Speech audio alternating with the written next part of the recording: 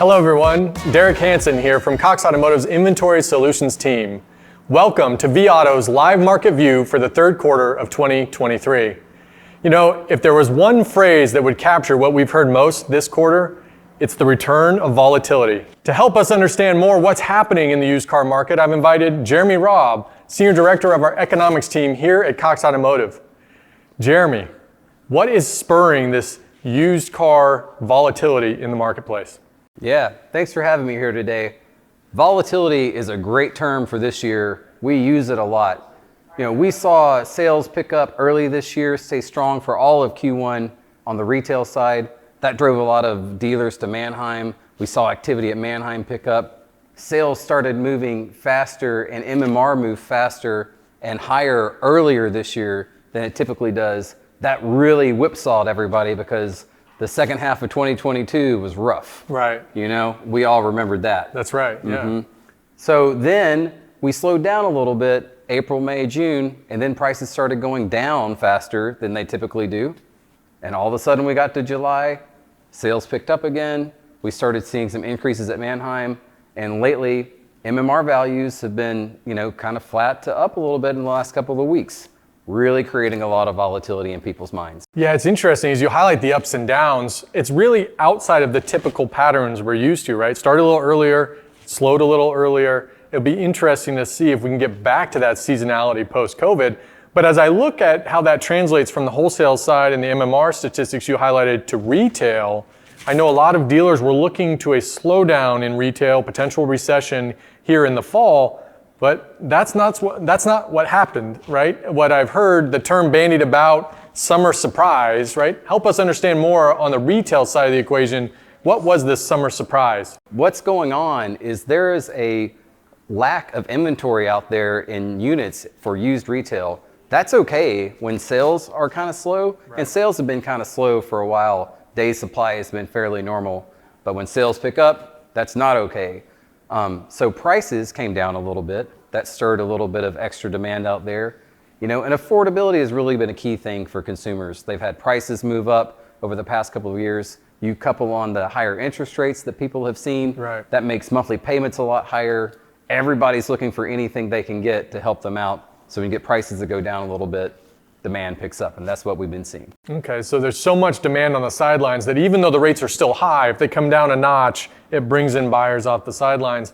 Interesting, do you think that trend is here to stay for the foreseeable future in the next few months? Or do you think this is a trend that we might move on from as quick as it arrived? Yeah, that's a great question too. I think there's some pent-up demand in the marketplace. When you think about how fast interest rates moved higher, and people just haven't seen that. We haven't seen that for decades. Right. You know, they would go to get that car loan and all of a sudden their monthly payment would be so much higher than what they thought. But now we've lived with that for a year and people just can't put off buying that car. Right. So they've gotten used to these higher rates for the past year. Some people are holding their nose, going to replace that vehicle that they've been waiting to replace, and that's coming into play. The other thing that's coming into play, which we got to watch out to see if it has any impact on us, is a few things here. One is student loan payments are going to restart just in a few days, on September 1st.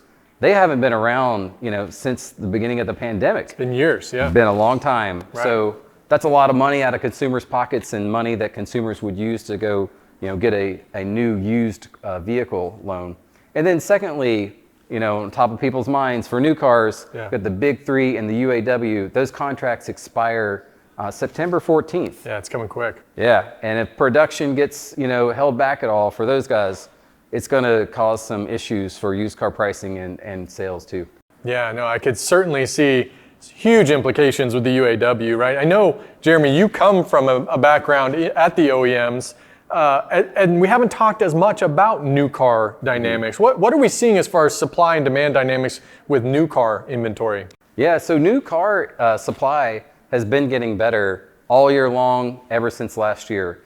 But some OEMs are better than others, but some of them are starting to get a little bit better too.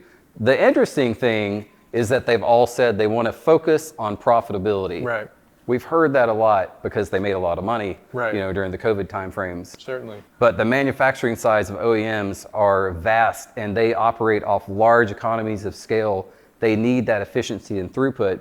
We need to, you know, follow that closely over the next year or so to see if anybody starts to maybe oversupply when they said they've hadn't. Right. One thing I think we should mention though, especially on the new car side, are EVs. Yes. Yeah. EVs, everybody's talking about them. New car EV day supply has been about 100 days. Yeah, it really grew. Really grew. It's almost twice that of ICE units. So when you think about all those new entrants into the marketplace, and there's more to come, Right. you know, that's maybe a part of the market where supply demand's out of imbalance a bit. Yeah. And we could see some more incentives going on in that world. Yeah, and a lot of implications to the used car inventory as well, particularly with EVs, right? And talking to dealers, supply is there, but all the buzz that we had earlier, consumer demand has backed off from where it was, and dealers don't want to be caught holding used EV inventory as OEMs continue to make price concessions on new EVs to stimulate demand. So there's a lot to watch, particularly in the EV segment. One thing I have heard, particularly as new car supply comes back, and as you mentioned, it's not the same across all makes, but dealers are grateful to see the new car transaction side pick up, and it is back contributing to the profit of the dealership and driving business in returns in 2023. So a lot of encouragement there as the dealers see the book of business balancing between new and used. Well, Jeremy, thank you very much for the insights. That's a wrap for this quarter's live market view. Appreciate your insights on both used and new. We certainly know there's more volatility ahead, certainly some big decision points as you highlighted, with the UAW being first and foremost among them. We'll be back next quarter to review how that's impacting the market. But in the meantime, we stand by ready here at vAuto and Cox Automotive to help you maximize the return on every vehicle.